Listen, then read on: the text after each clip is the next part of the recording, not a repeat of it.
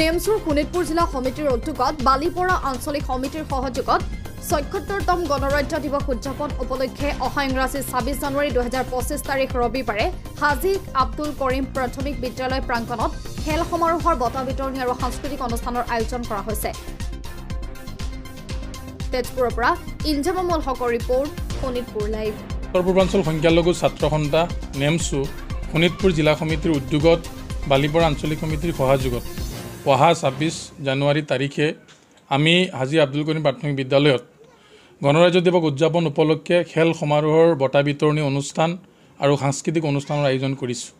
উক্ত সাংস্কৃতিক অনুষ্ঠানত আমন্ত্ৰণ কৰি আনি আছোঁ আমাৰ সাংস্কৃতিক অনুষ্ঠানৰ মুখ্য আকৰ্ষণ জুবিনাছ আমান হাজৰিকা।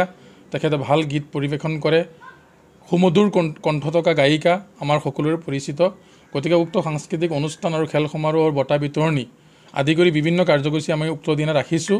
এই কাৰ্যসূচী সামৰণিৰ বাবে সফলভাৱে আয়োজন কৰিবৰ কাৰণে সকলোৰে পৰামৰ্শ, সকলোৰে সহায় সহযোগিতা লাগিব নিশ্চিতভাৱে।